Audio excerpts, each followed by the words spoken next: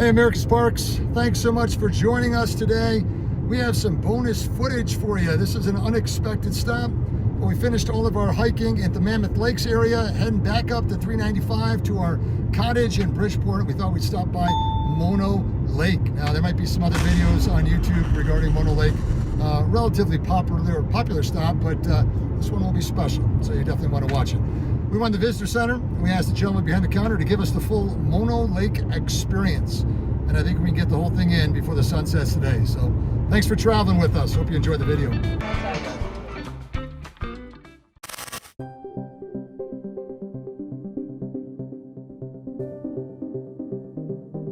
The Mono Lake area is an established reserve to protect the amazing tufa towers, calcium carbonate spires and knobs formed by the interaction of freshwater springs and alkaline lake water.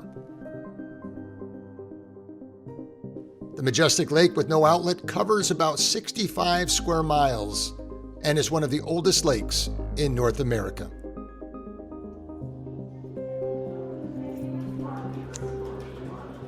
How'd you do? Wow, boy, 160. Lost a lot of weight on this trip. What is this supposed to be? Technically, I'd be worth 900,000 brine shrimp. I like that scale. All right, so this is our first stop today. We have come down 120 off to 395. The Panem, hope I'm pronouncing that correctly, crater. There's a trail that goes around it. Probably be looking at hiking some of that myself today. It's 96 degrees right now. It's really hot out. But this will be our first stop. I'll give you some footage and I'll do a little voiceover explaining what we're going to be seeing very shortly. So as you can see behind me, there's basically two trails here. There's the Rim Trail. We're not going to take that today, but we are going to climb up into the crater, which is the Plug Trail.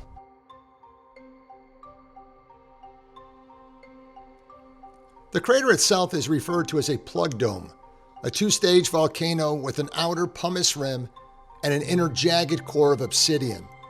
The eruption occurred in 1320 AD. A hike up is rewarded by spectacular outcroppings of streaked pumice, obsidian, and beautiful views of the surrounding area. The entire loop is 2.1 miles and is considered moderately challenging.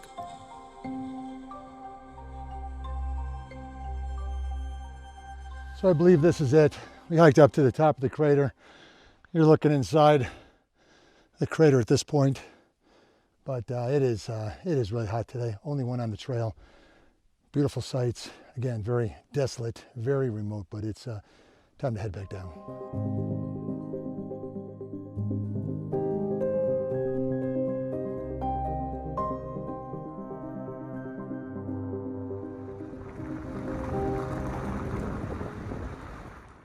Give you the lay of the land before we get too far on this little adventure. We started here at the visitor center in Lee Vining, came down to 395, went east on 120, took that up to the Panem crater. We showed you that in the video already.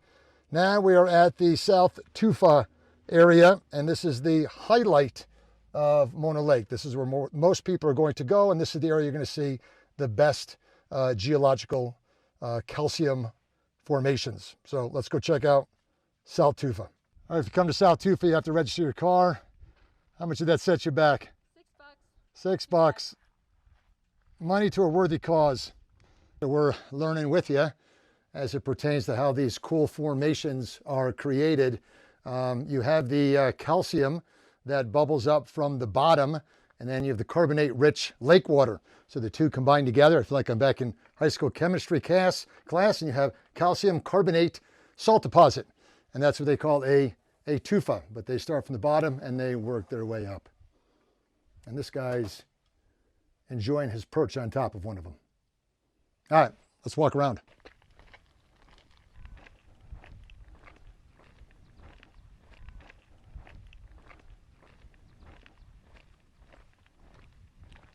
And if you've ever wanted to see what an alkali fly looks like, I'll show you a whole bunch of them right now. So from 1941 to 1994, this lake level has dropped about 25 feet. So the lake actually drops about 45 feet every year. That's natural. there's no outlets. So the only way the water disappears is through evaporation in this hot and arid environment. You say, well, then what refills it?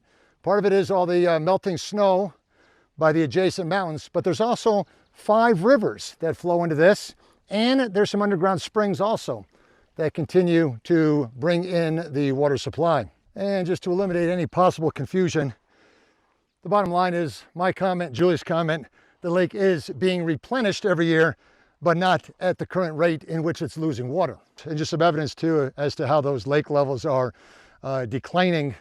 You can see some formations behind me. Those obviously were created in the water, and right now they are presently, a good football field away, 100 yards away or so from the water's edge. So you have the main trail that goes out, and then you also have another trail if you take a right when you hit the water, and that'll go along the water's edge to another spot along the shore. So there is a paved trail that'll take you right down to the water's edge from the parking lot. That is accessible. And then there's also a dirt trail that runs parallel to the paved trail as you're working your way down in your initial encounter with the water, but it's technically a loop trail. So if you stay on the dirt trail, or I guess it's pumice, probably rock or sand, that'll take you around all these formations. It is a loop trail. Drippings of sand piled up, and you just see it everywhere. And you wonder if it's also what Lot's wife turned into, something like this. I was saving that comment for the end. But absolutely. That's all you can think of. That thought was on my mind.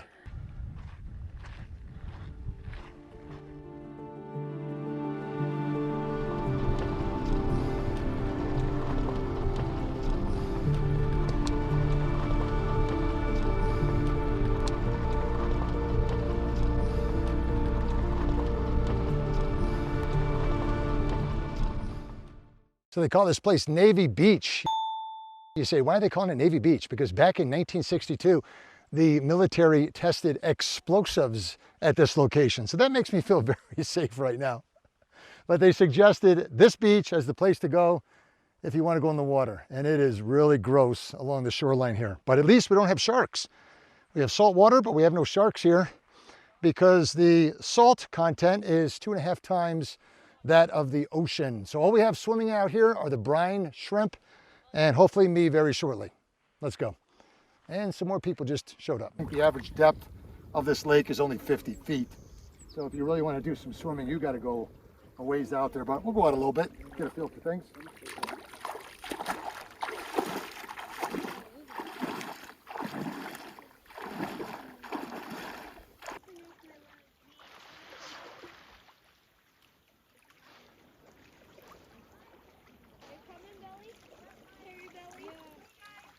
All right, we are joined by some friends here right now. Not too bad. Water temperature is really ideal.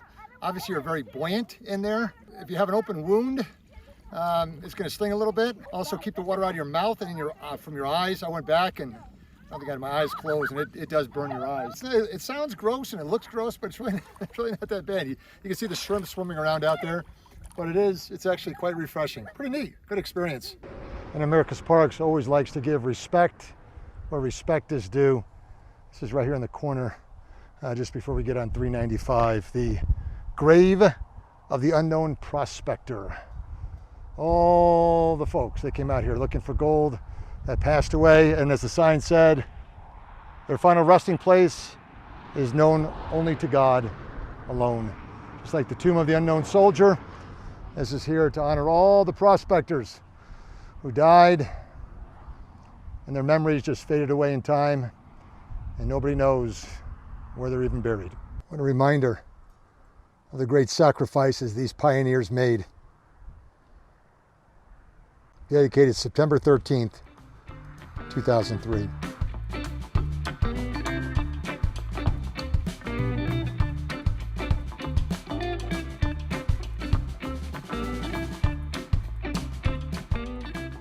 Great way to end a great day here in America's Parks with a little soft serve ice cream. Reminders of growing up in my hometown of Michigan, where my sisters and I worked at a soft serve ice cream restaurant. So special memories for a special day here at America's Parks. So that was a fun day at Mono Lake. We had a nice time, didn't we? It was very fun, yeah. kind of mellow, no elevation on the trails. It's going to be hot, but something really unique and interesting to see at least once in your life. If you haven't done so yet, please subscribe to America's Parks, and always remember, there's always room for you on every national park adventure. she's a pro. You have a great day. God bless you.